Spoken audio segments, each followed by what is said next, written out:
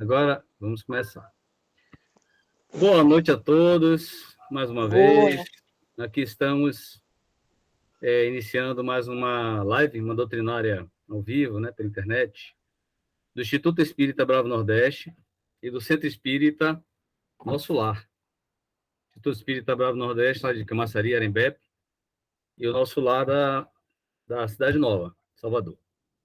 É uma atividade que nós fazemos em conjunto, desde praticamente o início da pandemia. Bom, sejam todos muito bem-vindos. Hoje nós teremos mais um palestrante convidado, nosso irmão Leonardo, mas eu vou passar a palavra para nosso irmão Paulo Souza, Paulo Motinho, para que ele faça a nossa prece inicial e depois logo em seguida, apresente o nosso palestrante de hoje, que foi convidado por ele. Ok, Paulinho? Vamos lá, então. Tá certo. Vocês estão ouvindo minha voz? Sim. Certo. Então, eu... Beijo, dona Sônia. Certo. Então, eu convido a todos para fazermos uma prece. Então, eu solicito que todos fechem os olhos e se concentrem na minha voz. Que nós possamos nos desligar de todas as preocupações externas. Possamos nos conectar no aqui e no agora. Deus, nosso Pai Celestial, nos ajude, nos ilumine, para que a gente possa ter equilíbrio em todas as nossas ações, para que a gente possa mantermos serenos em todos os momentos, que a gente possa desenvolver a paz interior a cada instante, que felicidade possa ser algo mais comum na nossa vida, através dos atos de amor, de fé e de gratidão. Obrigado, Deus, pela oportunidade de estarmos aqui agora, conectarmos a essa energia. Que essa energia se espalhe para o máximo de pessoas possíveis. Que seja. Amém. Desculpe, alergia. Eu gostaria de convidar nosso querido palestrante Leandro Breve para iniciar a palestra, com um tema muito interessante: Espiritismo e Umbanda. E eu passo agora a palavra para Leandro. Boa noite, Andréa. Andréa. Boa noite. Boa noite a todos. Que a paz do Divino Mestre esteja conosco. Agora. Boa noite. Estão ouvindo bem? Sim. Sim. Por que o tema, né? Em primeiro lugar, por que o tema? Em primeiro lugar, eu queria agradecer a Paulo, né, pelo convite. É sempre bom, é a segunda vez que eu estou com vocês nessa conversa, né? Entre irmãos. E que a gente possa desfrutar essa noite, né? Dos ensinamentos que eles trazem para conosco. Por que esse tema? Quando eu tinha, em média, 15 a 16 anos, já frequentava um grupo de estudo em casa espírita, uma grande casa espírita de Salvador. Eu fui convidado, uma certa feita, por um colega de escola, um amigo meu, né, para conhecer um centro espírita de uma tia dele. Vamos lá, é muito bom, lá em Brotas tem um centro espírita, que a tia minha trabalha, e é muito bom. Aí eu fui, né, fui com ele, né, isso era 8 horas da noite, né, 7h30 para 8 horas da noite. Chegamos lá. Quando chego lá, né, primeira coisa, pediram para tirar os sapatos, tinha várias pessoas de branco, né? Já fui recebido com a fumaça, né? De um defumador. E me sentei, vi algumas imagens, algumas velas acesas, me sentei, né? E aí comecei a pegar uma ficha, né? Todos pegavam uma ficha para entrar, peguei uma ficha, me sentei, aí começaram a fazer cânticos, né? Era o pessoal que estava na assistência para esperar a hora do passe. Aí eu fiquei observando aquele ambiente, né, de energia muito forte, aquele ambiente, as pessoas davam passe, né? Durante o momento do passe, algumas pessoas incorporavam, os médios davam passe incorporados também. Aí eu fiquei só observando aquele espaço, aquela forma de trabalho que eu não conhecia. Eu acostumado com o centro espírita, com todo o trabalho feito pelo centro espírita, da forma que a gente conhece, né? Então, eu estranhei. Eu nunca vi o centro espírita dessa forma. Eu tinha ido para alguns, né? Cobem, Paulo Esteu, alguns centros conhecidos, a própria Federação Espírita, e a forma de trabalho era muito diferente. Lá, as incorporações, né? Os médios ficavam de pé, eles ficavam em pé, davam passe em pé, e as pessoas também recebiam passe em pé. Já no centro espírita, o passe é sentado, né? As pessoas geralmente recebem ou numa maca ou sentado numa cadeira. Aí eu fiquei curioso e comecei a ir algumas vezes, né? E eu vi pela primeira vez que era um espaço, na verdade, era um centro de Umbanda. Não era um centro espírita kardecista, né? Não era um centro espírita, era um centro de Umbanda, o Vale de Luz. Lá tinha uma placa, eu visualizei essa placa e comecei a me interessar, né? Aquele tipo de trabalho, né? Que também era mediúnico, mas um pouco diferenciado. Então, um minutinho.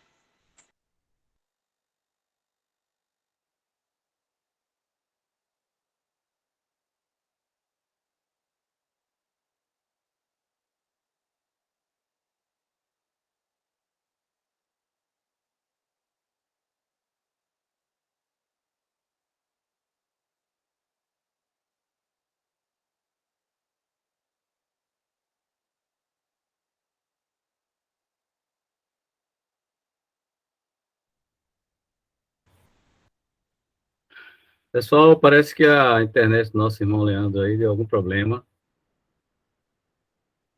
E caiu, né? Ele ainda falou um minutinho, né? Ele percebeu que tinha alguma coisa. Deve Tá ter voltando aí. percebido que tá travando, Voltei. né? Eu estava me ligando insistentemente, eu pensei que era alguém daí que não estava conseguindo ouvir, muito insistente na ligação. Eu ligava e ligava. Até pensei que fosse o próprio Paulo me ligando. Mas Foi vamos Paulo? lá, né? Não foi outra pessoa que ligou errado. Deve ser telemarketing. Tá Mas abusando de estava insistindo muito. Eu desligava e ligava de novo, Ele liga a qualquer hora. Tá É. bom. Vamos lá, vamos em E, frente. vamos lá. Então, né? Continuei sendo espírita, trabalhando. E chegou um dia que eu estava lá tomando passe, né? No terreiro de Umbanda. E eu frequentava a juventude espírita, né? E, ao mesmo tempo, ia algumas vezes lá para esse terreiro tomar passe. Aí, uma vez o caboclo me questionou, né?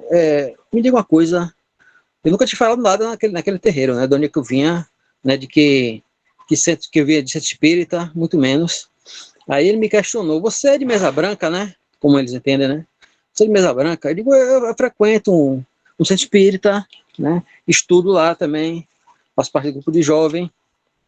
Aí ele me disse assim, não é muito bom você misturar as energias, né? É bom que você escolha. Que aqui também tem estudo, assim como lá, só que o trabalho é diferenciado. Aí, como eu já estava mais engajado na época no centro espírita, eu continuei lá, participando, trabalhando na juventude, né, fazendo algumas aulas para o grupo de jovens, para algumas palestras. Então eu continuei, mas depois do tempo o convite de outras pessoas, né, uma prima minha frequenta um terreiro também muito grande, lá em Piatã, eu fui para conhecer esse trabalho lá, né, e agora, recentemente, fazendo tratamento no outro centro espírita, ou no outro terreiro, né, muito bom, com energia muito boa, né, muito ligado, né, ao xamanismo, à doutrina espírita. Também tinha alguns elementos que o espiritismo é um dos braços, né, da Umbanda, assim como o catolicismo, assim como o candomblé. Mas, claro, existem diferentes terreiros, né? Uns são mais ligados ao xamanismo, outros mais ligados ao candomblé, outros mais ligados ao espiritismo, ao esoterismo, né? Então, existe várias... Não existe assim como a doutrina espírita, né, que tem aquela codificação de Kardec, mas existe várias linhas de trabalho, né, na Umbanda. Mas é uma religião que muito assim muito me toca, né? É uma religião que muito tem a ver em alguns aspectos. Acho que com todos nós, né? Que somos da cultura vamos dizer, miscigenada, né? Que temos elementos da África, né? Dos índios e dos europeus. Então é uma religião também sincrética, com muitas influências diferenciadas, né? E como surgiu, né? Aí eu volto para a história da Umbanda. Como é que ela surgiu? Bem, ela surge, segundo os relatos históricos, em 1908, quando um jovem iria ingressar na Marinha, chamado Fernandino de Moraes, desculpe. Ele sentia várias sensações, né, que eram inexplicáveis à época. Que sabemos hoje que são sinais mediúnicos, né? Ele, às vezes, se comportava como um velhinho arqueado, e às vezes como um felino. Então ele tinha essas manifestações. Então seus pais procuraram ajuda no próprio catolicismo que eles seguiam, procuraram até que ele foi benzido, né, por uma certa pessoa, que ela estava com a interferência do preto velho. Sendo que ele foi parar, né, a família buscar ajuda, algum tipo de tratamento para explicar aqueles fenômenos que eles não entendiam. Então, finalmente eles procuraram a Federação Espírita de Niterói, né? Esse jovem foi colocado à mesa, um trabalho mediúnico, né? E lá ele incorporou, né, uma entidade de um irmão que apresentava características indígenas, e que mais tarde ele vai se denominar como caboclo, né? Ele se levantou à mesa, disse que faltava uma flor. Essa mesa falta uma flor. Ele foi ao jardim, levantou que era algo proibido naquele trabalho, né? O médico não podia se levantar da mesa. Então ele foi ao jardim, pegou uma flor, colocou na mesa. E aí vários elementos, né, várias pessoas daquela sessão mediúnica começaram também a incorporar espírito com características, né, dos nossos irmãos africanos, indígenas. Aí o dirigente da sessão, né, segundo conta na história, começou a repeli-los, chamando de espíritos atrasados, né, que não poderiam estar ali, porque eram espíritos atrasados. E aí o caboclo, que estava incorporado por Zélio, questionou, né, por que você repele sem sequer nos ouvir? É devido à nossa cor, à nossa classe social que nós tínhamos? E aí ele falou, um dos médios videntes, né, disse que não via aquele caboclo, mas vinha sim a figura de um religioso. Aí ele falou, isso é resquício, né, o caboclo falou, isso é resquício da minha última reencarnação como jesuíta. Eu encarnei como jesuíta e me chamava Gabriel Malagrida, né, aproximadamente século XVIII, Mas eu tive a felicidade de encarnar na minha última encarnação no Brasil como caboclo. Aí questionaram qual seria o nome dele, né? Já que vocês querem um nome, podem me chamar de Caboclo das 7 Encruzilhadas, porque todos os caminhos estarão abertos para mim. Nenhum caminho se fechará.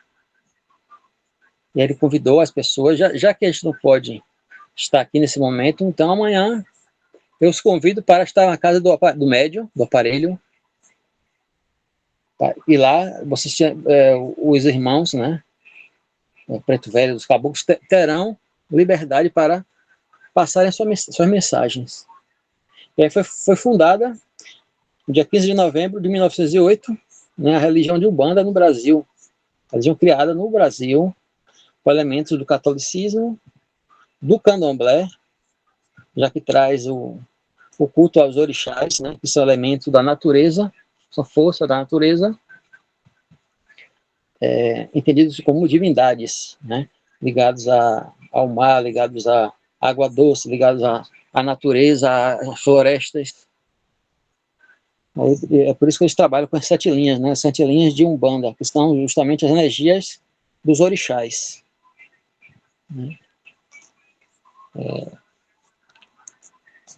Mas, já que existe, né, existe mediunidade, existe comunicação, existe alguns elementos, como o passe, né, que também existe na doutrina espírita.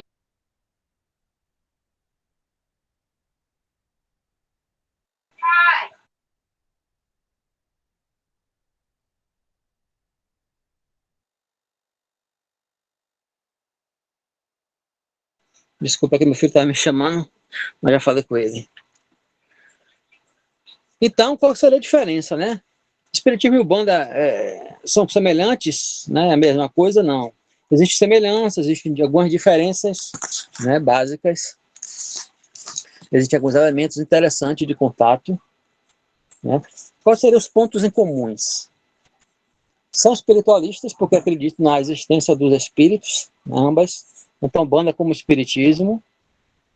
Acreditam em Deus, né? Um Deus superior, Deus único. Apesar de existir outras divindades, né? Existe o Deus maior de todos, que nos cultos, né, de matriz africana, eles denominam como Olorum.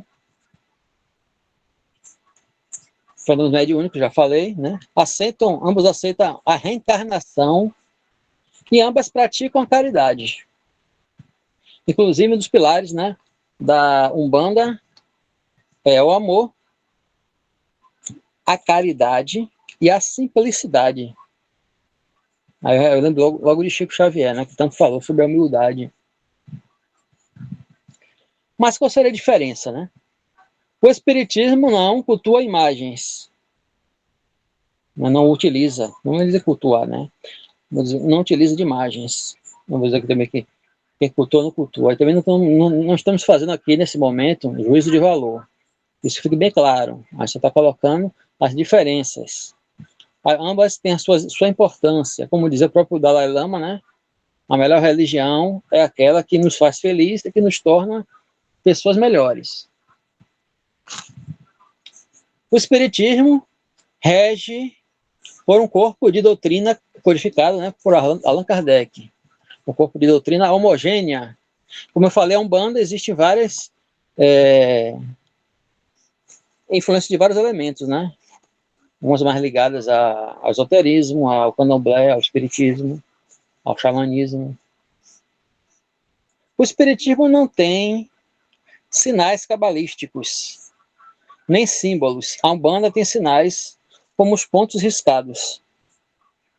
Além disso, também utiliza velas, utiliza defumações, né, que no espiritismo não se utiliza. Utiliza tabaco, né, através do charuto, do cachimbo. Utiliza banho de folhas. Apesar de que, estou falando essa diferença, apesar de que alguns centros utilizam, né? Espíritas kardecistas utilizam esse banho de folha, utilizam os médios incorporados usando o charuto. Né? Mas assim, na doutrina codificada por Kardec não tem essa recomendação.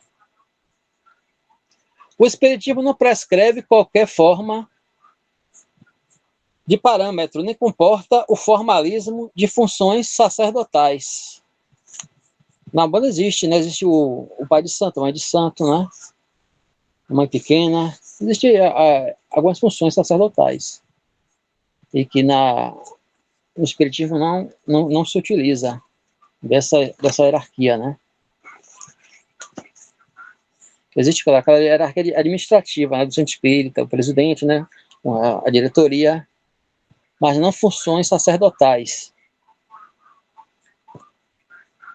Ok? Mas eu digo a vocês que é um trabalho muito bonito, né?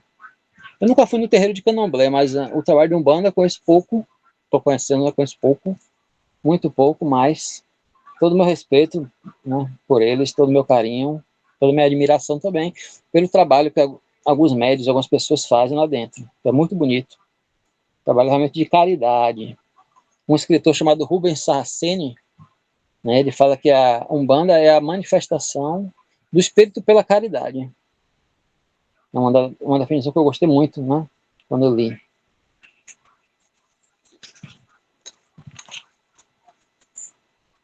Não existe, né? Não existe aquela questão de alto espiritismo, baixo espiritismo, né? Espiritismo de mesa branca. A gente não utiliza, né, desses conceitos na doutrina espírita. Eles utilizam, né? Mesa branca, trabalho de mesa branca. A forma de trabalhar é diferenciada, né? Eles trabalham mais com os guias, né? Mas, eu falo mediunicamente, né? Eles trabalham mais com os guias deles, ligado a determinada energia. Por exemplo, como se diz, né? O médium é de Xangô, é de Oxalá, é de Iemanjá. Não quer dizer que o próprio Oxalá esteja ali dando a comunicação. Eu já li isso no livro de Umbanda, inclusive. Mas é uma falange de espíritos, assim como existe na equipe imensa de Bezerra de Menezes, né? E vários espíritos que trabalham na equipe, na legião, na falange de Bezerra de Menezes. Existem também espíritos que trabalham na legião sob a orientação, né? Determinados espíritos que assumem determinadas características. Oxalá, né? Eles falam que é o chefe dos orixás. Oxóssi, que é ligado às matas. Então ele assume algumas características e cada orixá tem a sua cor, tem o seu dia que é cultuado na semana, né? Tem algumas coisas que eles gostam mais, né? Determinada fruta, determinado jeito de trabalhar, né? A própria saudação é específica para cada um deles. Existe um tipo de saudação, né? Muito interessante. Uma determinada flor, uma determinada folha que é mais utilizada por determinada falange, né? Determinada legião de espíritos que trabalham naquela linha. Mas também já li na literatura, tanto espírita como de Umbanda, que determinados espíritos, né, trabalham tanto no espiritismo como na Umbanda, o mesmo espírito, e se apresenta de forma diferenciada. Angélica Bezerra de Menezes, por exemplo, trabalha tanto no espiritismo como na Umbanda. Existe também, né, uma linha que eles trabalham, que eu acho interessante, que ele abrange também os povos do Oriente, né? Os monges, né, daquela região ali do Tibete, os iogues. Então abrange um grande número de espíritos. O próprio Chico, né, já até afirmou que os espíritos trabalham também nas igrejas católicas. Ele via naquelas imagens de santos na igreja católica espíritos ligados àqueles santos, né? Ele via com bastante frequência na igreja católica. Então os espíritos não escolhem o local não pelo preconceito de um ou de outro, né? Mas os espíritos escolhem pela caridade, pela essência do amor, da caridade, de trabalhar no bem, seja na igreja católica, seja na igreja evangélica, seja no espiritismo, seja na Umbanda, no candomblé, estão ali conosco trabalhando. É importante que nós cultivemos o que é mais importante, que é nossa espiritualidade. Muitas vezes precisamos esquecer os formalismos, né? As divergências, aquilo que nos afasta, e perceber que temos muito mais aquilo que nos aproxima dos nossos irmãos do que aquilo que nos afasta. A própria ciência fala isso. A diferença nossa, fisicamente falando, em cromossomos e genes, é muito pequena. Temos muito, muito mais em comum do que algo que nos afasta e nos diferencia. Então nós recebemos com muito amor, muito carinho, né, esses espíritos que trabalham numa corrente como em outra. Os caboclos, né? Existem centros espíritas, muitos centros espíritas eu conheço que trabalham com caboclo,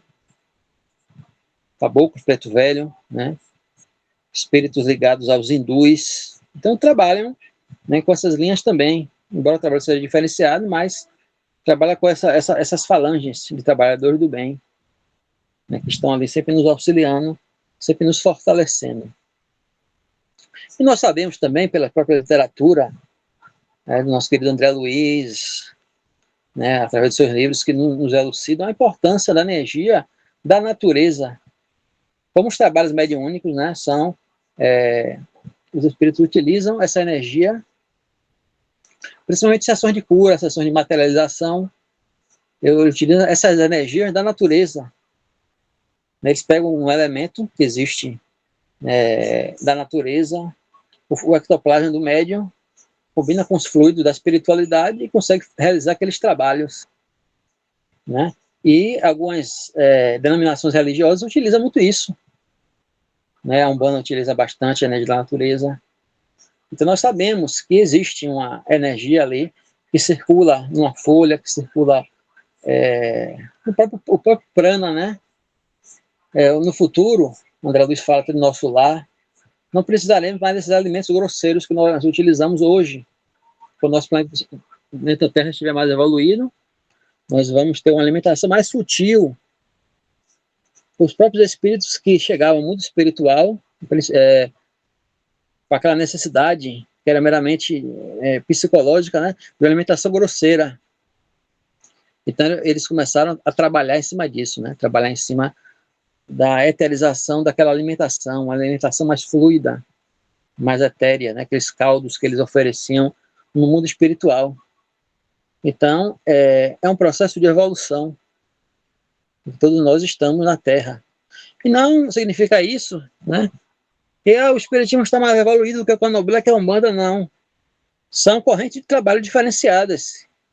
Clara Nunes, a cantora que já desencarnou, né, ela frequentou alguns centros espíritas, mas sua energia não se afinizou com o trabalho espírita. Então ela procurou um terreiro de candomblé, começou a frequentar, e quando ela desencarnou, ela é contado na literatura espírita, que ela se vê numa praia e recebida pelos orixás. Então, será que os espíritos vão deixar de dar assistência a ela porque ela seguia a denominação diferente, né, de matriz africana?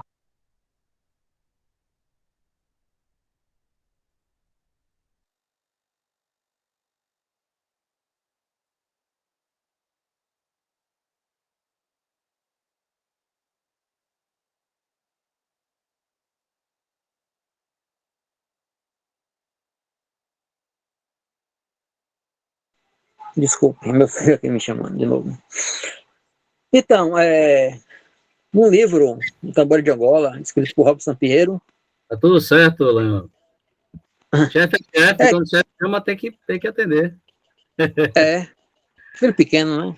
Aí tem que atender. Tá bom. Então, no livro Tambor de Angola, Robson Pinheiro conta, né, da vovó, se não me engano, né, se quem já leu aí, se eu tiver errado pode me corrigir, acho que era a vovó Catarina, que se manifesta no centro espírita, né, como vovó Catarina, fazendo um grande trabalho de caridade. Né, e outros livros de Robson Pinheiro, né, ele é muito ligado a essas questões, né, da religião de Umbanda. Tem muitos, né, muitos dos nossos irmãos ou vieram da Umbanda, ou vão para a Umbanda, o espiritismo para a Umbanda, migram de uma religião para outra, porque se afiniza com um determinado tipo de trabalho, né? Então, é errado, é certo, né? Isso aí não sabe julgar, mas trabalhar em cima da essência, né? Fazer a caridade, dentro das nossas possibilidades, né?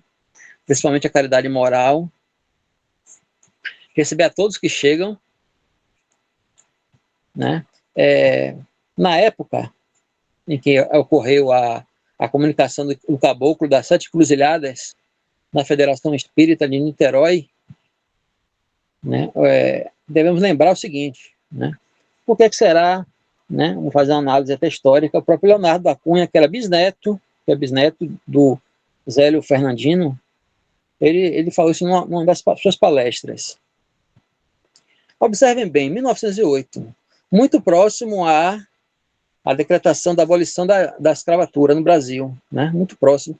Então as pessoas ainda não estavam acostumadas, né, a entender, a perceber, né, a entender que nossos irmãos, né, já estavam livres, não eram mais propriedade de ninguém.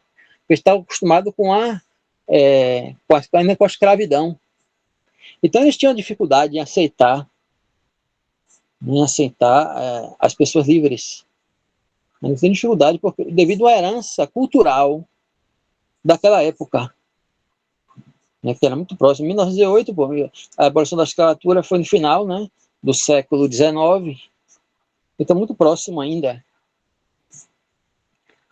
Talvez isso explique porque naquela época havia uma certa dificuldade, né, em entender que os nossos irmãos, né, estavam ali trabalhando na seção espírita.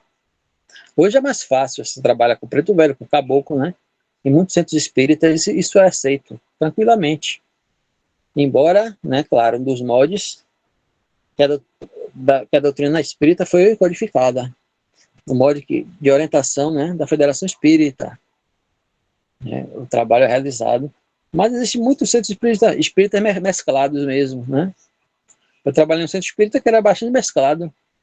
Tinha mão de folha, tinha utilização de charuto, né? Uns tratamentos espirituais para quem chegava assim de fora, né, com energia precisando ser trabalhada profundamente. Tinha um trabalho, né, com banho de folha. Até eu já participei desse trabalho de banho de folha, né, a primeira vez que eu entrei lá nessa casa espírita, uma grande casa espírita conhecida em Salvador, que faz muito trabalho, ajuda muita gente, né? Mês de setembro eles fazem um caruru. Um dos coordenadores espirituais, Pai João, se não me engano, ele utiliza o charuto, né? Ele é um preto velho. E o outro coordenador espiritual é um caboclo, né? Talvez não vou falar o nome porque talvez alguém conheça aqui, não veio o caso julgar, né? Mas eu estou constatando algo que acontece. Então é importante, eu acredito que a doutrina espírita, acredito não, eu já li também, ela abre muito nossa mente para entendermos, né, o que acontece ao nosso redor. Ela não nos limita de estudarmos, né, de pesquisarmos em outras fontes, né. Se a gente for aprofundar na literatura, a gente vai ver, basicamente, né, todo o conhecimento humano ali, de alguma forma, sendo pincelado em um e outro livro. Então a gente pode, né, estar estudando, assim como o próprio Divaldo, nas palestras deles, ele utiliza, né, às vezes ele faz comentários de outras denominações esotéricas, né, espiritualistas, traz algum ensinamento de algum grande mestre. O Peixinho também às vezes fala, e outros palestrantes trazem, né, algumas vezes elementos de outras religiões, de outras filosofias, né, vamos dizer assim. Porque o objetivo de da religião é religar ao Criador. Aí cada um tem a sua forma, a sua afinidade, né? Nós podemos querer impor ao outro o que a gente acredita, o que a gente tem para nós, né, como verdade. Os trabalhos que são realizados nas casas espíritas, por exemplo, de distribuição de cesta básica. Muitos evangélicos vão buscar a cesta básica no centro espírita. E a gente aceita, né, porque a nossa função é ajudar todos que vêm a nós. Tem uma passagem do Evangelho, né, que uma senhora fazia caridade, levava, se não me engano, sua filha para fazer caridade também. Aí no final um comentário, né, é espírita? O que importa, né? Não importa que está fazendo bem. Não importa que a caridade está sendo feita, né? Nem para quem está fazendo a caridade é importante isso, né? E nem para quem está recebendo. Mas eu fui a convite de um amigo, né, que é do Candomblé. Aí teve um caruru, na época de Corme da Manhã, eu fui com ele, e lá o pai de santo, o terreiro, fazia um trabalho muito bonito, que ele distribuía caruru para a comunidade, né? A fila era imensa, no bairro de Tancredo Neves, fila imensa, e muita gente ia lá, muita gente que passava necessidade, passava fome, né, ia se alimentar pelo caruru. Ele fazia o trabalho com essa simplicidade tão grande, que eu achei bonito aquilo ali. Achei muito, muito bonito mesmo. Ele faz sempre esses trabalhos, né, de auxílio à comunidade, e outros fazem também, né, do Candomblé, da Umbanda, do Espiritismo, do Catolicismo. Acho que tem muito a ver mesmo com a bondade que existe em cada um. Assim como evangélicos também, né? Uns mais radicais, outros mais maleáveis, né? Que já tem outra visão, não tem aquela visão muito extremista, preconceituosa, né? De outras religiões. Isso é muito da pessoa, né? Nem sempre é da religião. E mesmo, às vezes, um dirigente, um pastor tão equivocado, né? As pessoas têm bom senso também de não seguir tudo à risca, tudo ao pé da letra. A própria doutrina nos orienta a isso, né? Quando a gente estuda a Bíblia, por exemplo, não estudar a Bíblia ao pé da letra, porque a linguagem figurada, às vezes a forma que vem o ensinamento é uma forma metafórica, uma figura de linguagem, uma metáfora, né? Por comparação. E a gente vai, assim como as parábolas, não é ensinamento direto, é através de uma história, a gente vai tendo um ensinamento e cada um percebe de acordo com o seu grau de entendimento, de acordo com aquilo que ele percebe, com o seu grau de evolução de entendimento, como, né, a forma de perceber também, de compreender, vai evoluindo ao longo do tempo. A doutrina espírita veio há pouco tempo, né? Pouquíssimo tempo. Porque o que diziam, né? O que dizem os espíritos? Porque as pessoas não estavam ainda preparadas para tal entendimento. Eu observo que muitas coisas, né? Não sei se vocês conversam com pessoas de outras religiões sobre religião, né? Muitos ensinamentos que a gente tem na doutrina espírita, eu vejo também em outras denominações. Né? Às vezes o mesmo ensinamento que é dado através de um espírito, né? Que vem ali faz uma revelação, faz uma comunicação, né? Alguma informação importante, também se faz na igreja evangélica, na igreja católica, no sermão do padre, né? Na fala do pastor, num terreiro. Isso dá aquela mesma orientação que é necessária para a humanidade naquele momento, né? Aí os espíritos trabalhando. Quem cria, na verdade, as diferenças somos nós, né?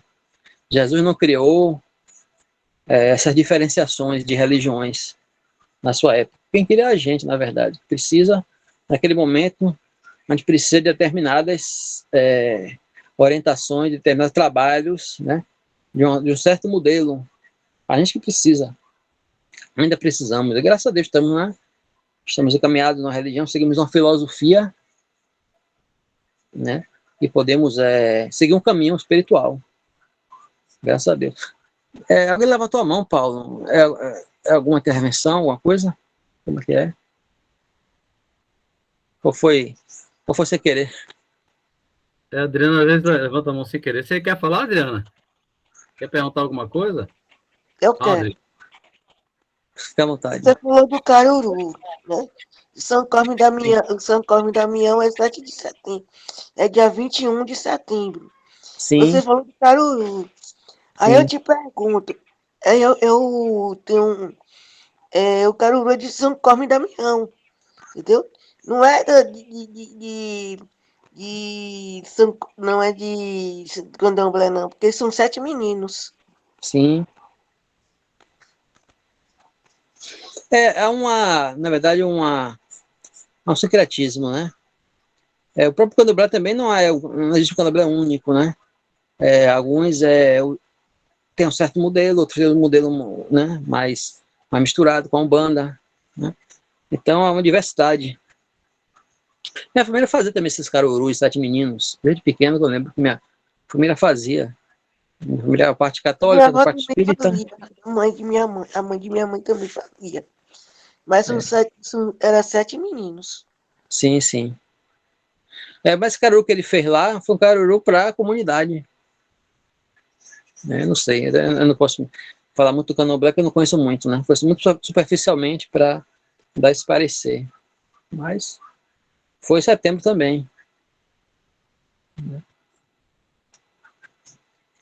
Mas alguém queria fazer algum comentário? É só isso mesmo que eu queria falar. Que você falou do Caruru, e eu me lembrei um negócio do Caruru, por isso que eu falei. Sim.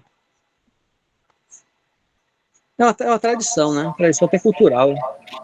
Que a gente Oi, tem aqui pessoal. na Bahia. Estão me ouvindo? Oi. Estou sim. Pode falar, pô. Deixa eu ir para outro cômodo aqui, porque eu tô perto de meu pai, peraí. Pronto, agora estão me ouvindo sem eco, sem reverberar? Tá, né? Sim, Beleza. E aí, Léo, como é que tá? Tudo Beleza, meu filho? Você tava Em falando paz. sobre... A Adri fez essa pergunta, aí eu tava lembrando de algumas coisas, né? O candomblé, ele tem, eu acho, 3 nações diferentes, 3 origens diferentes.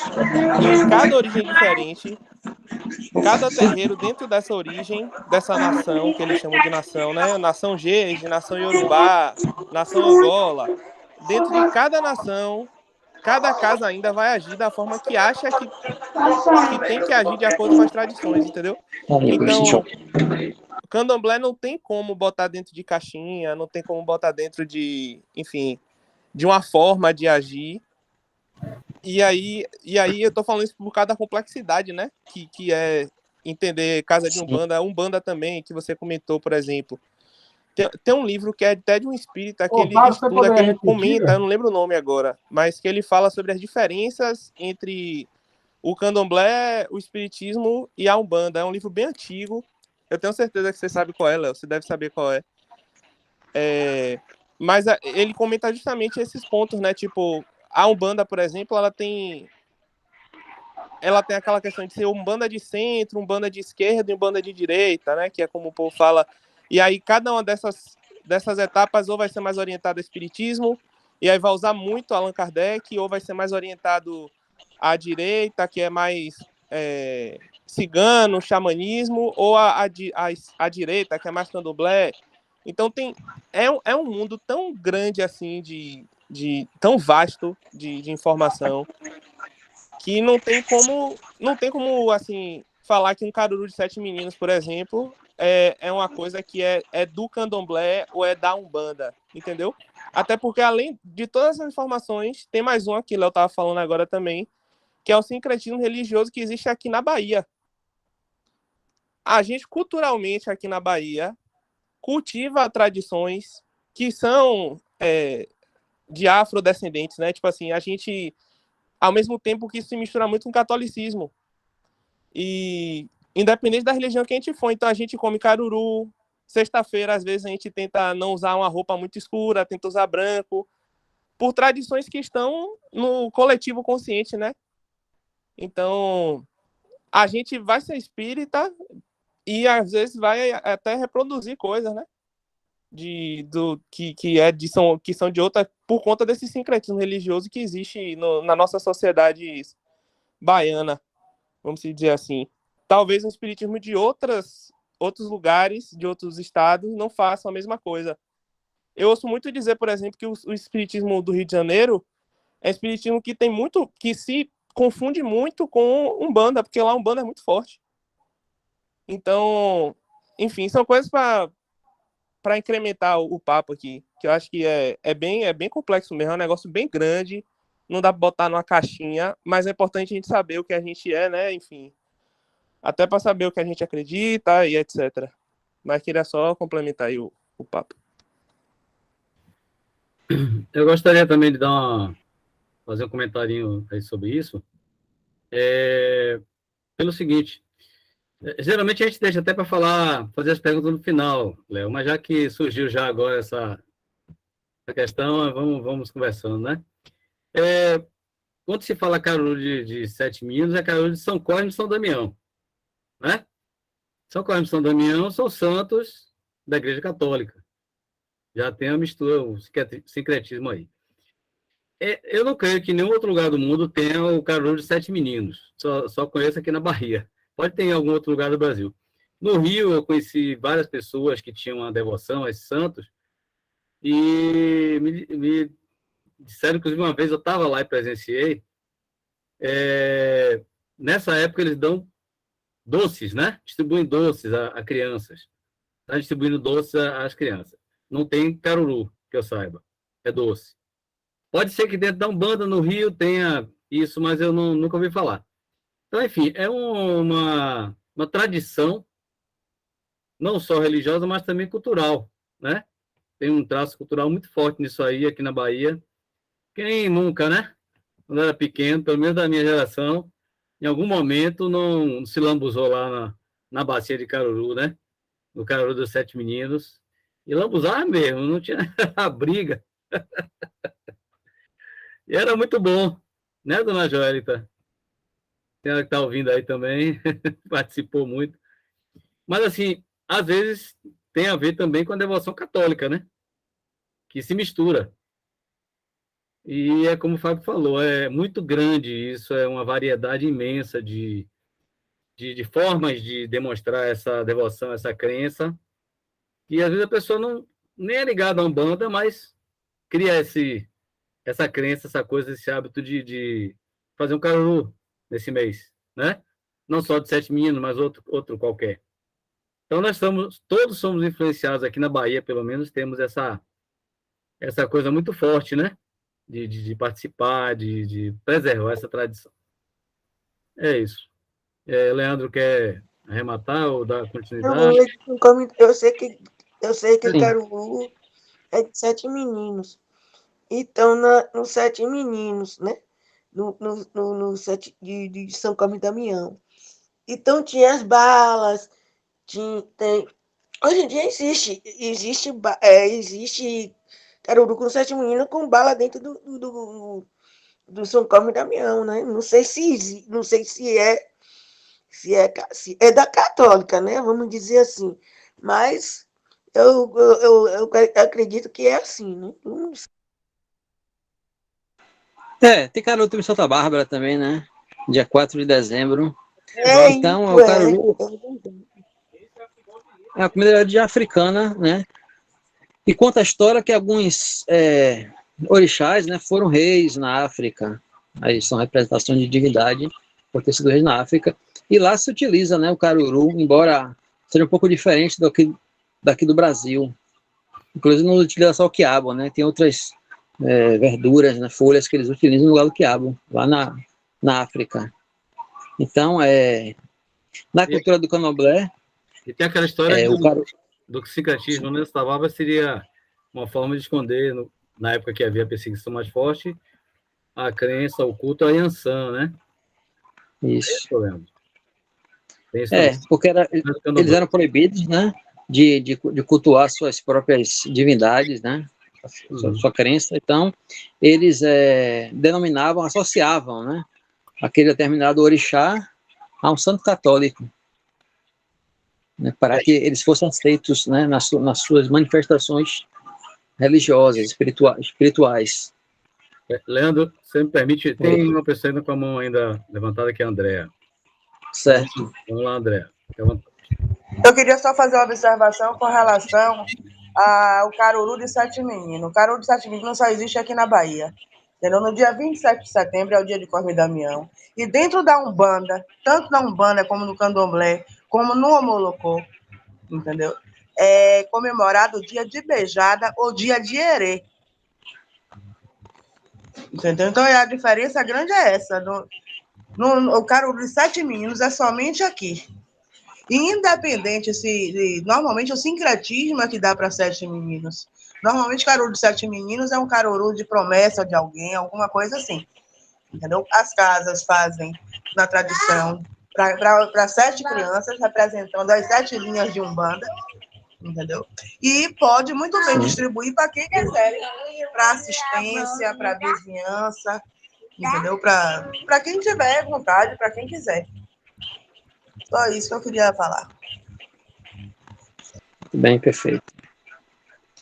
Eu estava ouvindo uma palestra de um sacerdote, um bandista, né, e estava falando sobre a questão da oferenda.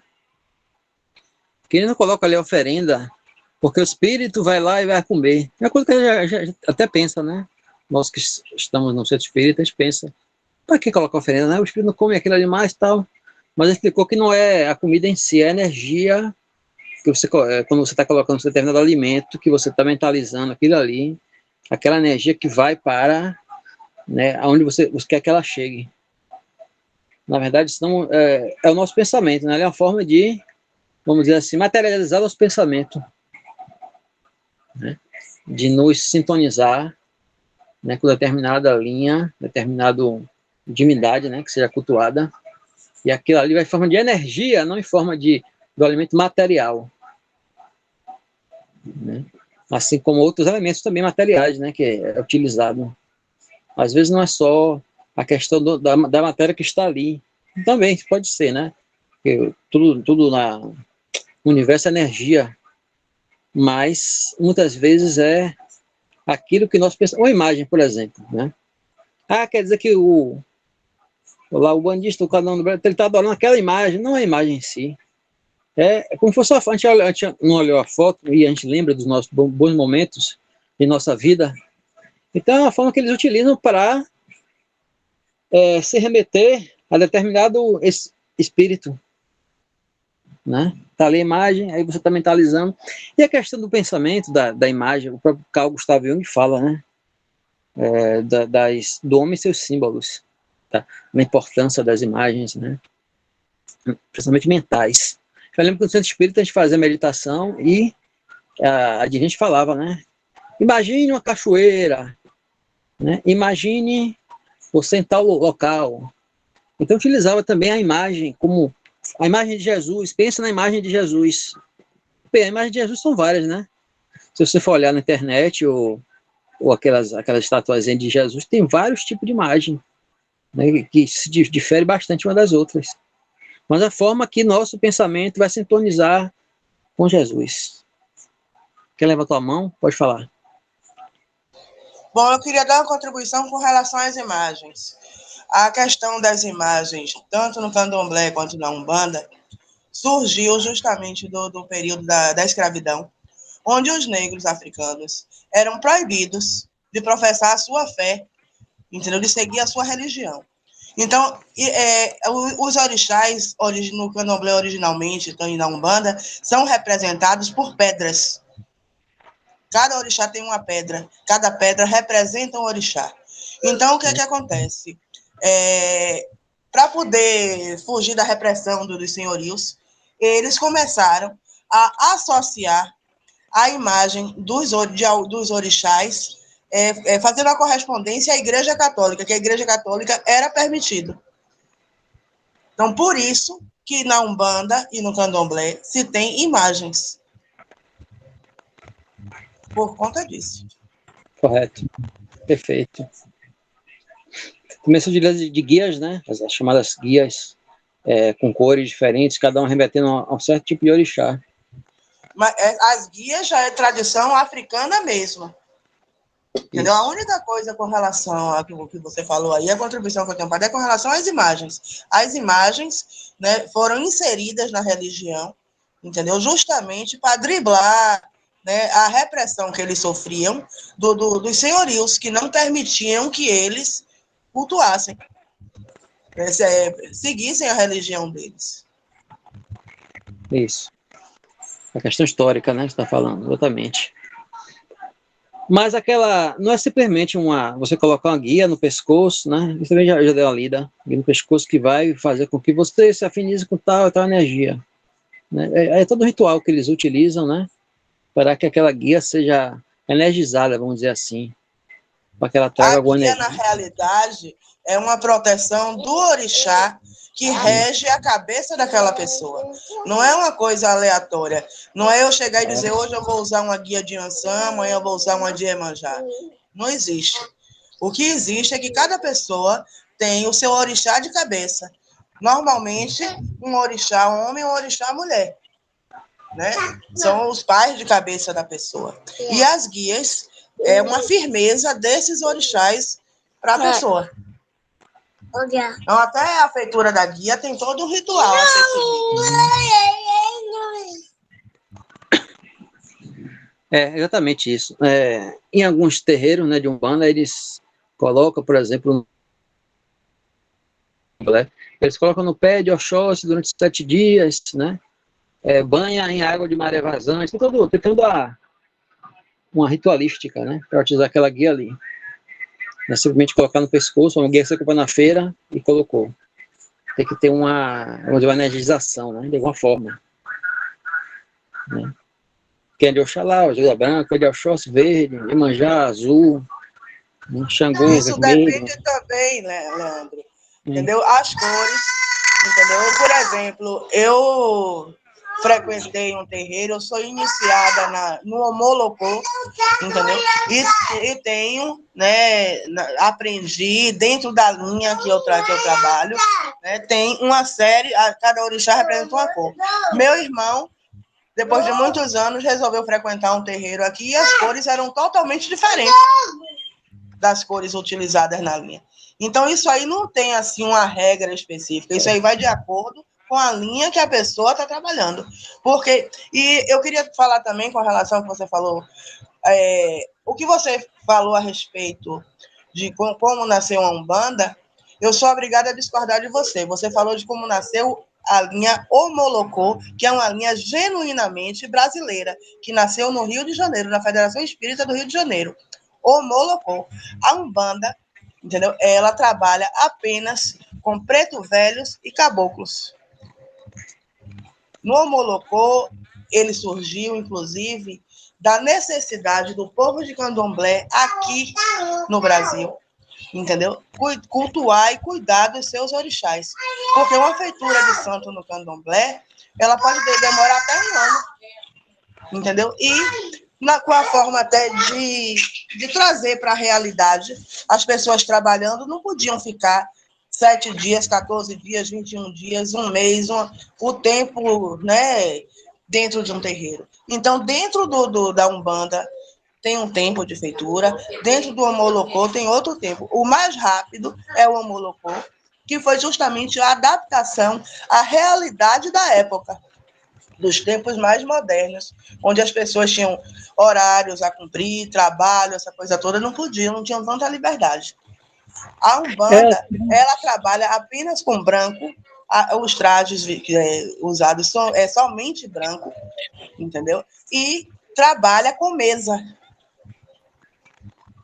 entendeu? Os guias trabalham em mesa, entendeu? O Omolocô, não. O Omolocô, assim como o candomblé, é um terreiro. A diferença básica entre o Omolocô e o candomblé é que o candomblé faz oferenda, entendeu? De bicho de 4 patas. No Omolocô, não. O Omolocô é apenas de 2 patas. E na Umbanda não se faz sacrifício. Isso. Então a diferença entre os três, basicamente, é essa. Então, muita gente confunde muito o Omolocô com a Umbanda. Diga, Paulo. Oi. Olha só, eu estou assim, maravilhado com as informações todas que você está nos trazendo, que não era, inclusive, eu acho que a proposta da palestra de Leandro. A palestra de Leandro era estabelecer semelhanças entre o Espiritismo e a Umbanda, não é isso, Leandro? Sim, até para complementar, eu até já li essas controvérsias que ela falou. Eu tinha lido que, na verdade, alguns surgiu antes, tem algum trabalho, mas ele trouxe de um embranquecimento da Umbanda e tal. E eu li isso aí, mas eu quis trazer essa polêmica para a palestra, né? É isso que eu queria dizer, porque eu também andei estudando um pouquinho. Na internet tem várias informações que estão um pouco contraditórias, né? Isso. Então, eu conheço a André há um bom tempo, é trabalhadora do nosso Centro Espírita, do Instituto Espírita de Aribepe, e eu sei que ela tem uma vivência de anos aí, né, nessas religiões africanas, né? Então, eu queria fazer a proposta que a gente já está com um horário um pouquinho adiantado. Deixar o Leandro concluir a exposição dele. Essa informação, para concluir aqui, essa informação me foi passada, não foi através de pesquisa na internet ou em livro, não. Foi por uma preta velha que no centro do terreiro que eu frequentava. Isso, e eu queria, rapidinho, só para terminar, para não falar mais nada. Você falou, Leandro, a respeito do livro Tambores de Angola. Eu recomendo a leitura de mais 2 livros de Robson Pinheiro. Antes que os Tambores Toquem. A minha sequência, como eu li, a sequência ideal seria primeiro Antes que os Tambores Toquem, depois Tambores de Angola e, por último, Aruanda. Esses 3 livros, eles se complementam. Antes que os Tambores Toquem, ele foi lançado depois de Tambores de Aruanda. Só que, cronologicamente, ele deveria ser antes, porque ele dá uma explicação melhor, um embasamento, inclusive, para você entender melhor antes que os tambores toquem. Certo? E me desculpe interferir aí, mas eu Não, precisava... tranquilo. Mas eu acho que enriqueceu a conversa. Ótimo. A proposta é essa mesmo, né? É que seja aberto. Mas então, Leandro, vamos concluir a sua exposição. Pode ficar à vontade aí com relação ao tempo, viu? E depois a gente abre de novo, se alguém mais quiser fazer alguma contribuição. Valeu, Débora. Obrigadão, viu? Muito importante. Aquela banda que você acabou de falar aí, Leandro, é o quê? Vamos deixar para o final, Adriana? Aldri, vamos deixar para o final?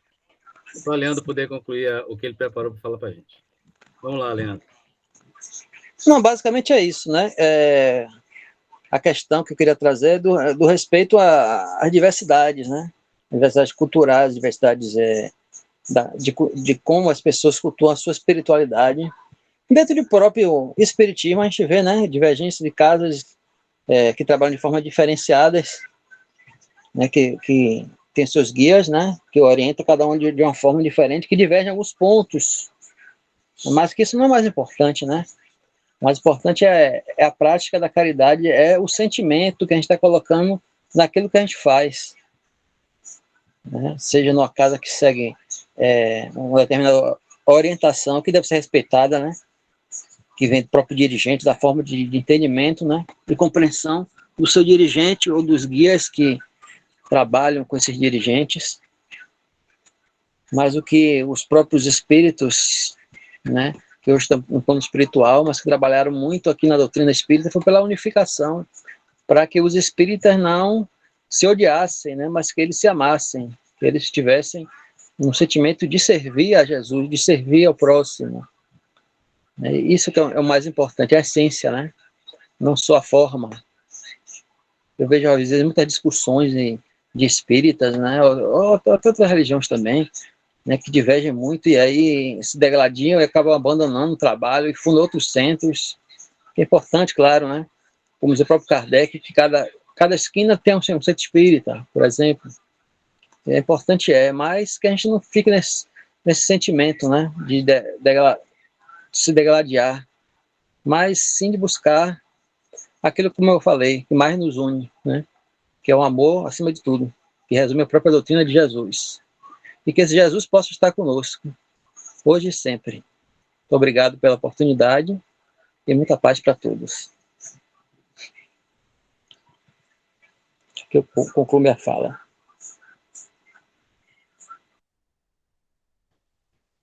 Bom, minha gente, em primeiro lugar, muito obrigado ao Leandro. Eu até pedi desculpa porque eu recebi aí seu nome errado aqui, rapaz. Eu terminei botando Leonardo no convite. Peço desculpas, perdão. Tá desculpado. Aí, viu? Mas até pensei que era outra pessoa. Quando você apareceu, que eu lembrei. Você já fez uma palestra aqui muito interessante com a gente. Bom, gente, eu estou abrindo aí a filinha, botei minha mão. Se alguém mais quiser falar alguma coisa ainda temos um tempinho para essa troca de ideias, complementar ou não. Mas eu gostaria de dizer algumas palavrinhas inicialmente.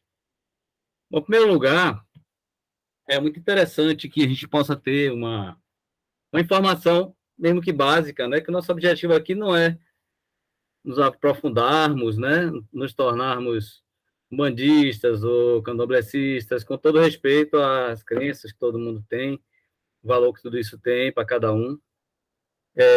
A nós, espíritas, nos cabe respeitar a crença alheia, né? Por mais que não concordemos, etc e tal.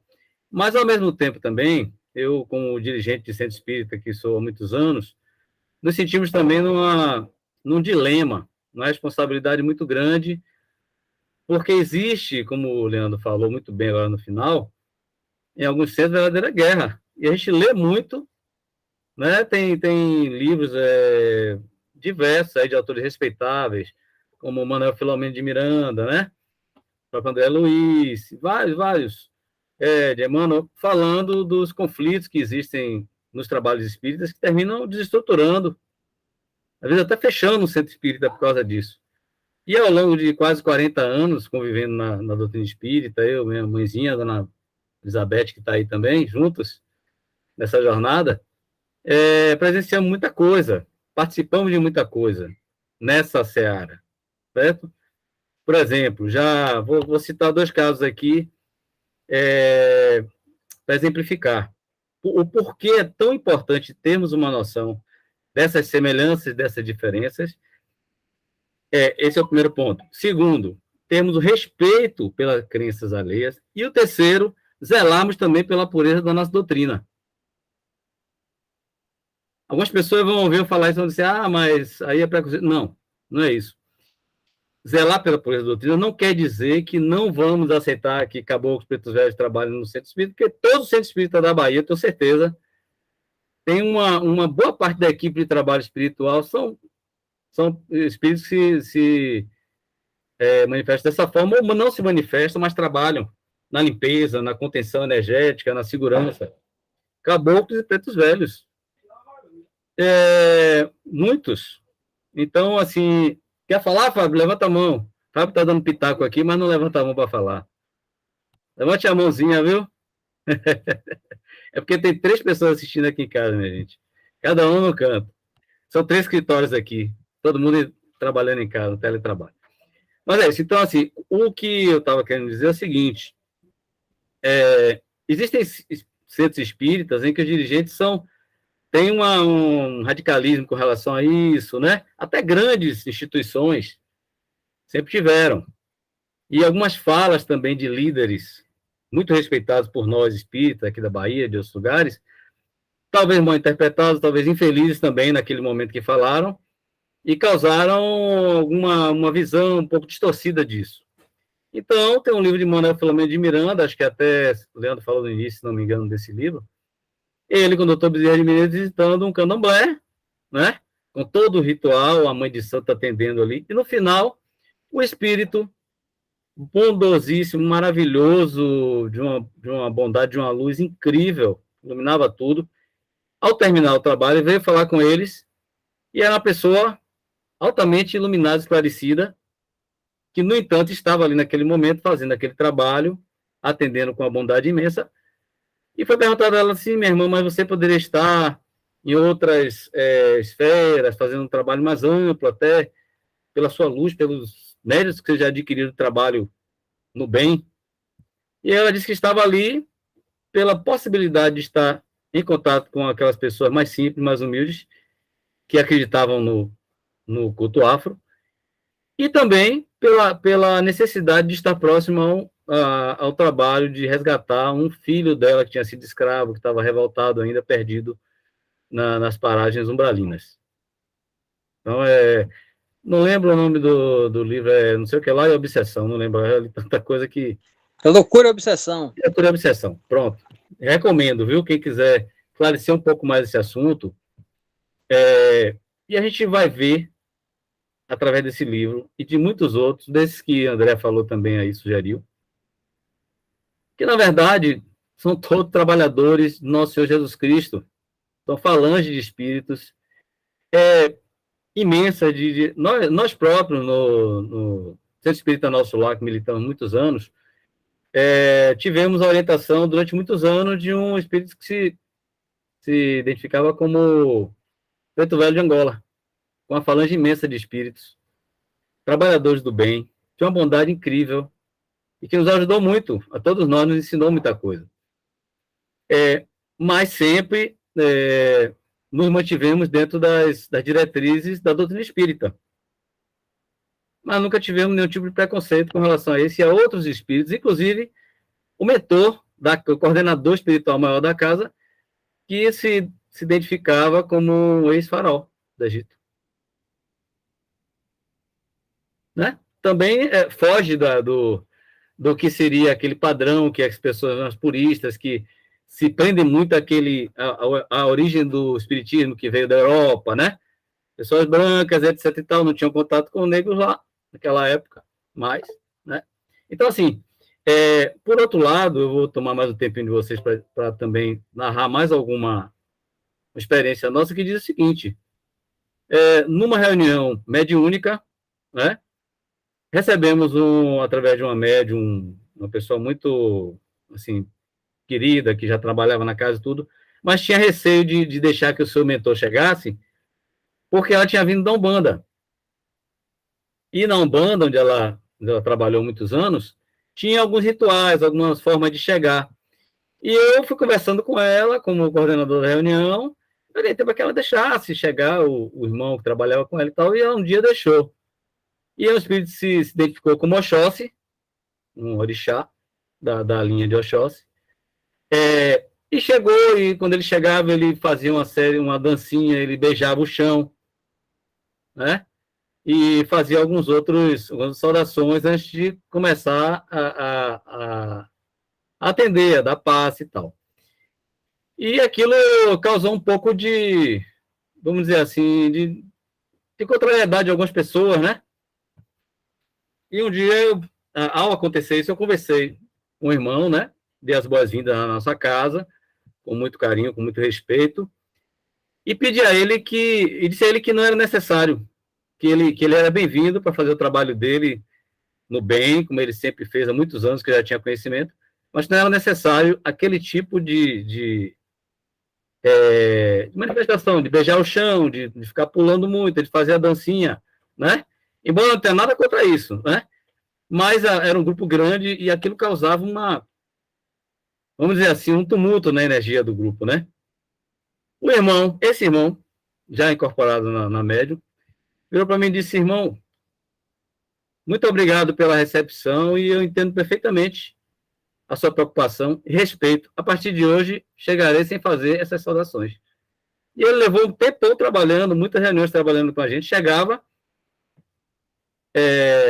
fazia a saudação, dizia algumas coisas, mas não fez mais aquilo, de beijar o chão, de dançar e tal, que causava um certo desconforto nas pessoas. E era um espírito maravilhoso, trabalhador do bem, de muita luz, que acompanhava, talvez acompanhe ainda, não sei, não tenho tido mais contato com ele, porque a médium não tenho mais tido essa oportunidade, mas ele acompanhava a vida de todos os membros do grupo. Ele chegava, falava com um por um, quando era a reunião de atendimento do grupo, conversava, dava alguns conselhos, algumas orientações, um espírito de muita luz. Então, é necessário que a gente abra nossa mente, nosso coração, porque o que importa realmente, lógico que quem é dirigente de uma casa espírita, de um grupo espírita, tem que ter preocupação, sim, em preservar os princípios da doutrina. É muito importante isso. Não, daqui a pouco, não teremos mais centros espíritas. Teremos centros misturados, com banda, com candomblé, com tudo. Porque se não houver essa preocupação, isso vai acontecer. Porque isso já houve tentativa de acontecer isso nos centros que a gente faz parte, né? E nós tivemos que ter uma certa... chamar as pessoas, conversar, orientar, dizer, aqui é um centro espírita e nós seguimos a codificação de Kardec, o Evangelho do Nosso Senhor Jesus Cristo. É respeitável qualquer manifestação de umbanda, de candomblé, seja o que for, mas não é o lugar adequado aqui. Vocês, o grupo de vocês, que tem essa tendência, que gostam, porque num determinado grupo, em um determinado centro, as pessoas queriam bater tambor, queriam fazer os cânticos, tudo, respeito, mas aqui não é o local. Então, abram outra casa e se dediquem ao culto de vocês sem nenhum tipo de preocupação. Aí houve um aborrecimento e tal, não sei o que, mas eles saíram, abriram a casa, né, de Umbanda e tocaram a vida para frente, a vida continuou. Então, assim, é complicado isso, não tenho dúvida. Principalmente para quem tem que tomar uma atitude com muito respeito, com muito carinho, com muito amor. Mas, no fundo, o que Leandro falou no final, acho que resume tudo. Duas coisas que ele falou que me chamaram a atenção. Primeira, para encerrar, viu, gente? Que o Dalai Lama, né, espírito iluminado, diz que a melhor religião é aquela que nos faz felizes, que nos torna melhores. Falou tudo, né? E a outra coisa é que tudo se resume ao amor e à caridade. Acho que isso aí resume o ensinamento do nosso Mestre Jesus. O resto são rótulos, são doutrinas, são filosofias, e temos que ter respeito pelas religiões dos outros, pelas crenças dos outros. É isso que eu queria dizer. E está aberto aí. Joel está levantando a mão. Vamos lá, Joel. Aproveitar que você falou, né, do surgimento do espiritismo, dessa questão, né, de que veio da Europa e tal. E eu já falei isso algumas vezes, porque nos centros espíritas e a gente que, né, que trabalha no centro, na comunidade muito carente, de pessoas com baixa escolaridade, então as pessoas precisam entender que não vai aparecer, se aparecer lá um médium, um linguajar de Joana de Ângeles e outros espíritos mais renomados, até um Divaldo Franco, que vai fazer uma palestra, aquelas pessoas não vão entender quase nada do vocabulário que aquelas pessoas estão falando. Então, assim, eu acho que isso é uma opinião minha. Então, eu acredito que quando aparecem nos centros, um preto velho, caboclo e tal, eu acho que eles acabam se aproximando mais daquele público, das pessoas mais carentes, com pouca escolaridade. Você vê que as pessoas se aconchegam, ficam mais, né, não se afastam do centro. Então, não vai adiantar você pegar uma senhorinha simples ali do dia a dia, que não sabem às vezes nem ler, nem escrever, e ficar, vai entrar por aqui e sair por aqui, porque ela não entende nada do que está falando, do vocabulário. Então, acho que os espíritos, acho que ele tem essa questão da sabedoria e sabe como se aproximar e chegar do seu público, daquelas pessoas que estão ali na reunião. Acho que é uma forma que eles têm. Então, nessa questão de, no mundo espiritual, que sejam evoluídos, mas acho que essa roupagem, essa é uma forma mais de se aproximar do seu público. Era só isso. Obrigada. André, Só para reforçar o que Lita falou, em um desses 3 livros que eu falei, aliás, em um dos 2, eu não sei se é em Antes que o Tambor Toque ou se é em Tambores de Angola, tem justamente uma passagem que é bem semelhante ao que você citou, Paulo, de loucura e obsessão, entendeu? Que tem um espírito, né, bem evoluído, que trabalha como uma preta velha num terreiro, entendeu? Justamente, quando ela é questionada a respeito disso pelos irmãos do plano superior lá, entendeu? Ela dá essa explicação, que ela precisa estar em contato com aquelas pessoas e que a forma que ela tem de chegar, de falar, de se fazer entender é através de um preto velho. O que não diminui ela em nada, porque o que acontece? No meu entendimento, entendeu? A questão do preconceito com relação ao candomblé e à umbanda ainda está muito ligado, entendeu? A escravidão, a esse racismo estrutural que a gente tem até hoje. Isso aí não tem como, sabe? Então, eu conheço várias pessoas que durante muito tempo tiveram vergonha de dizer que eram de umbanda, de candomblé, entendeu? Quando tinham que preencher qualquer ficha, qualquer coisa que tinha que botar, que era pedido para informar qual a religião, sempre se diziam católica, mas no fundo nunca foram católicos, entendeu? Então, foi só isso aí. Esses livros, inclusive, são muito interessantes. Quem já leu Tambores de Angola e gostou, entendeu? Eu aconselho. É Antes que os Tambores Toquem e Aruanda, fazendo a trilogia. Valeu, gente. Eu acho que essa foi Tambores de Angola, que eu li e acho que eu lembro dessa passagem. nós aqui já lemos Tambores de Angola e Aruanda.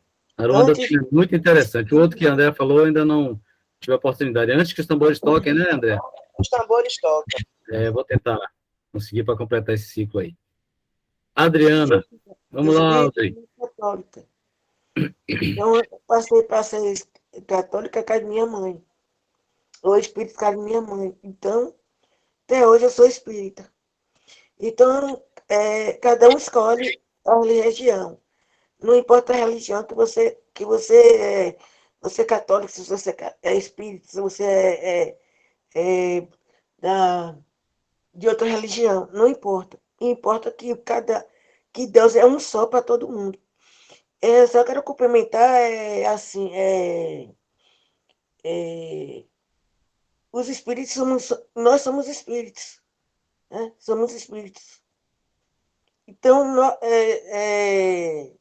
se nós somos espíritos, então, assim, não importa por exemplo, tem gente que não come caruru, né? Nem de São Corme, nem de Damião, nem... Então, eles comem o quê? Eles comem... Nem carne eles comem, porque carne é de Deus. Então, eles não comem quase isso, né? Entre aspas, né? E também, assim, eu acredito muito em Deus, né? Porque Deus é um só. É isso que eu queria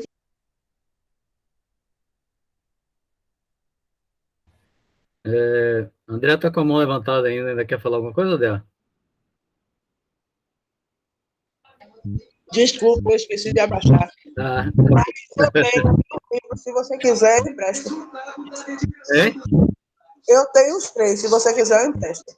Oxe, já estou na fila.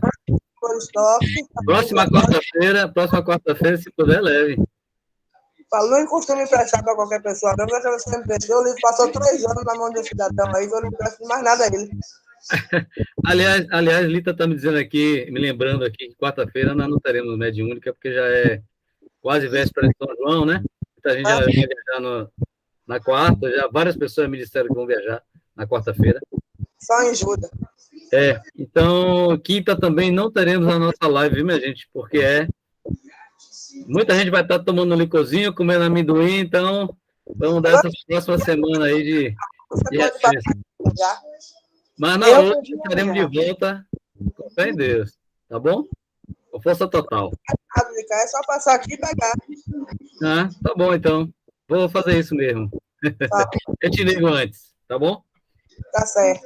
Mais alguém quer falar mais alguma coisa, minha gente? Fábio tá ficando dando pitaco aqui, não levanta a mãozinha. Fica falando no meu pé de ouvido aqui, em vez de levantar a mão. Tá bom, então. Então, vamos passar para a parte final. Agradecer mais uma vez a Leandro aí. Muito obrigado, viu, Leandro? Gostei muito da sua colocação, suas apresentações. Eu que agradeço. Essa de hoje trouxe muita informação importante para a gente, para dar uma visão, né?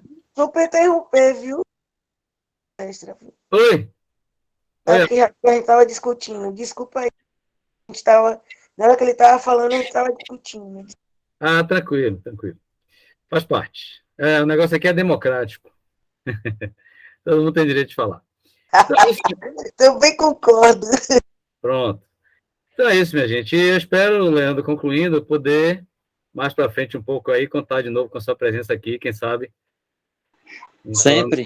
Tema, né? Depender da sua agenda, é claro, né? Aí Paulinho vai entrar em contato com você para tentar ver uma outra data para, se for possível, eu gostaria muito que você voltasse a conversar conosco aqui, fazer mais uma palestrinha. E o demais, eu convido para que possamos agora nos preparar para a nossa prece de encerramento. Será com a nossa irmã Beth Souza. Tá bom? Antes que ela inicie, enquanto o nosso irmão Luciano providencia aí para dar uma força para ligar o microfone e tal, eu quero convidar vocês para orarmos o Salmo 23.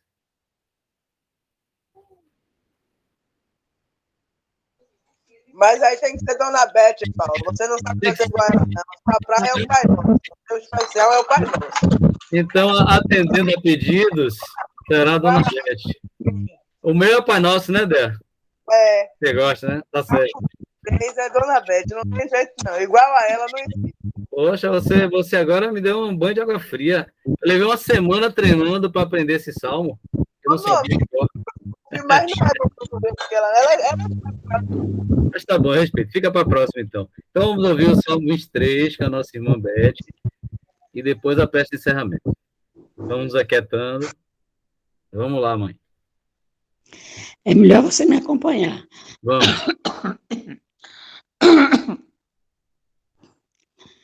Então, meus amigos, vamos mentalizar Jesus, dizer: o Senhor é meu pastor, nada me faltará. Deitar-me faz em verdes prados, guia-me mansamente em águas tranquilas, meu refúgio. Guia-me pelos caminhos da justiça, Refrigera por minha amor alma. de seu nome. E ainda que eu andasse pelo vale da sombra da morte, não temeria mal algum, porque tu estás comigo. A tua paz, a tua misericórdia nunca me faltarão. Fala, meu filho. Deitar-me faz em longos prados. Dia da minha vida. E habitarei na casa do Senhor. Preparas uma mesa perante mim, na presença dos meus inimigos. Unges Unges a minha cabeça com óleo e meu cálice transborda.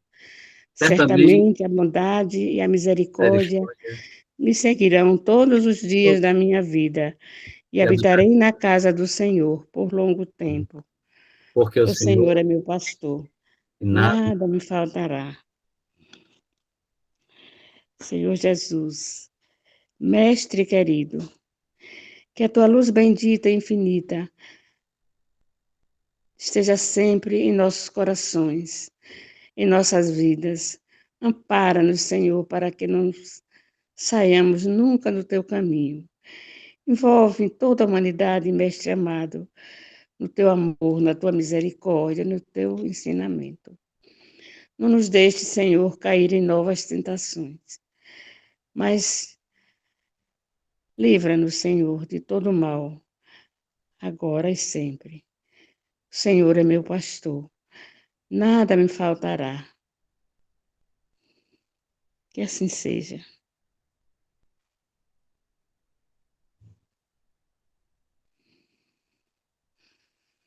Muito obrigada. Através da qual suas forças positivas. Através da qual suas forças positivas conseguem penetrar.